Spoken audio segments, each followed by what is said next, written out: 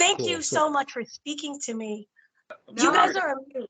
I love the show, and I love you guys separately and together. But what I wanted to know really quick from you, Adam Cole, you're having your return match come tomorrow. How does that not only feel, but how do you prepare differently after you've had this concussion so that you keep and remain safe? Sure.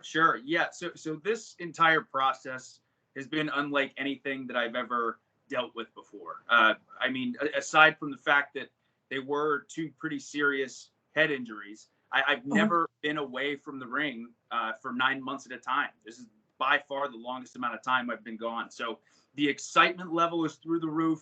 The nerves are through the roof. But I'm just ready to get back to work, and I'm excited to get in there tomorrow. Okay, I like that. And for Britt, you talked a lot about wanting to build up the women's division. Yeah. And so you talked about wanting to build an army of female wrestlers. But I wanted to know from you, how do you balance building others while also making sure your spotlight is not dimmed? Right. That's definitely a balancing act. But fortunately, I've learned how to balance quite a bit being a wrestler and a dentist, as you know. Mm-hmm. But it's really trusting the process. And there were people that really had a lot of faith in me early on, and I need to have that same faith in other people. And right now, I think the women's division is the best it's ever been. I mean, it's full of stars. We from top to bottom, the women's division right now, I think, is in wonderful shape, and it's in great hands too, because women's wrestling is really thriving. I have faith not only in the girls that I think are on the rise to the top stardom level of wrestling, but I have a lot of faith in myself too. I'm not worried about me slipping up. Wonderful. So for both of you, I wanted to know, by being on All Access, how do you hope that it kind of changed the opinions of both non-fans, fans, but also as you as people and the business itself? I think just kind of showing what all goes into not just putting on a live TV wrestling show every week, but what goes into being a wrestler. Because it's everything. You have to look the part, be the part, walk the walk, talk the talk, on top of try to live a somewhat normal life and have, balance a relationship and your family and everything on top of that. And it's hard. It's really hard. And I think it doesn't get the respect that it deserves sometimes. And I think with the two groups, those being the AEW pro wrestling fans and then the non-wrestling fans, for the wrestling fans, I hope they learn things and have a new appreciation for what goes in to making an AEW show run on weekly television. Again, a lot of us have never gotten this deep into our private lives before for the public to see. So hopefully the fans find it interesting. And as far as non-wrestling fans, it goes along with what Britt had said, is the entire process of doing an AEW Dynamite live on Wednesday. Yeah. It's a madhouse. It's chaotic. There's hundreds of people involved. There's stress. There's excitement. There's anxiety. There's all those things on top of a super rowdy, hot crowd, whatever town we're in. So for non-wrestling fans, again, I think it will show how absolutely fascinating being an AEW wrestler really is. Right. So also, I was wondering, you was away for around 8 months with this concussion, and it took a toll on you mentally. But what I wanted to know was, what did you learn about Austin Jenkins when he couldn't be Adam Cole? Oh, I didn't, it wasn't even, that's a great question.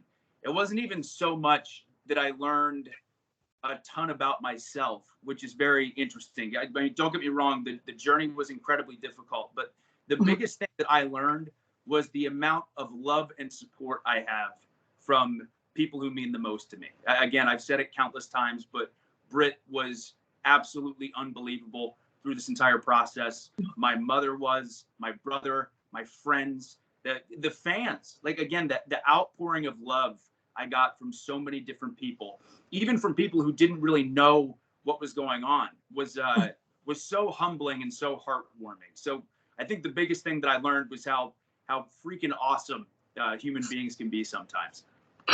Right. See, it was just really, speaking of that, it was a beautiful moment that you had in the car with each other where, you're saying, I am sorry for what I put you through. And she's like, no, we're together.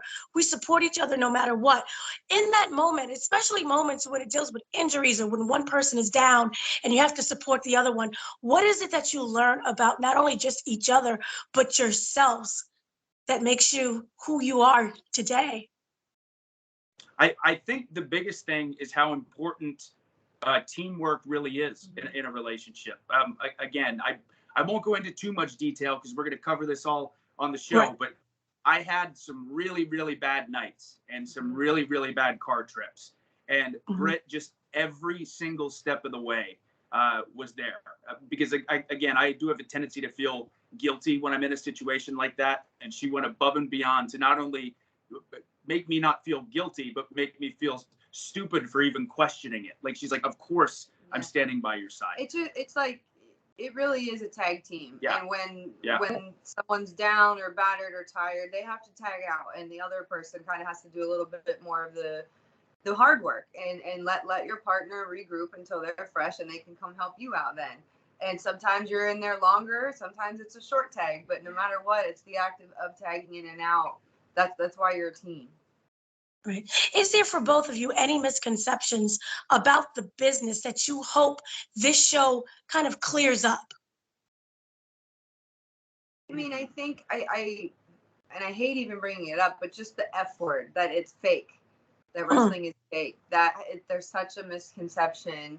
And I mean, just look at what he went through, the head injuries, the almost career-ending head injuries. I mean, I've been having a back injury for months now. I broke my nose, I broke my wrist, I broke my leg. There's nothing fake about those injuries.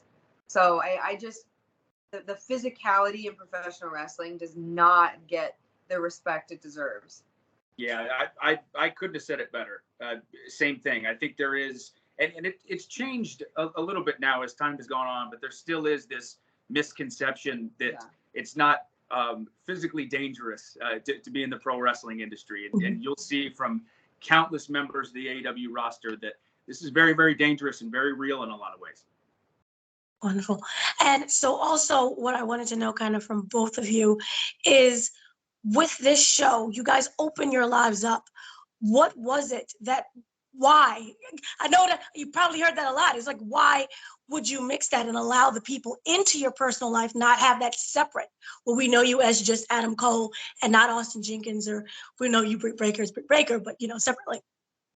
Well, I think right now, especially with social media, people think they know it all anyway. They think on the inside with all the hot topics and the dirt sheets, they do know it, but why not just let them know the real deal of what's going on? And also, it is entertainment. At our expense, it's entertainment for you. But it's something we want to do. We want more eyes on AEW, more eyes on the professional wrestling fan base. And I think if it just means cameras following us around for a little bit, then so be it. Yeah, in a lot of ways, for me, this almost feels meant to be, because Britt knows this. But generally speaking, I do like to stay fairly private. I wasn't necessarily like, oh yeah, 100%, I want to do this. But I felt really compelled to want to do it. Not only because I'm so proud to be involved with AEW, and of course it would be fun, and it'd just be interesting to have cameras around and documenting certain parts of our lives. But now, knowing the injury that I went through and that entire journey and that entire process is now all captured on film. And the fans who have been so patient, just wondering if I was okay, will get the chance to see that entire journey now. So I'm thankful that the entire recovery process was documented. When you both do retire, what do you want your legacies to be? I always say I just want to be remembered, because there's so many fantastic wrestlers, legends that come and go. But I want to be somebody that people remember, that the name Dr. Britt Baker or D.M.D, that it sticks, and that I have somewhat of a legacy that people can kind of tip their cap to.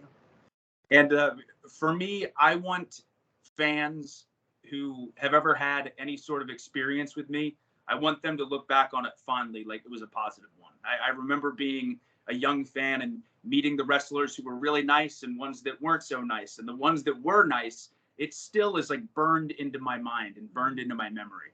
So whether it be with with the crew, with the roster, with the fans. I want people to go, man, I really, really liked when Adam Cole was around. Wonderful.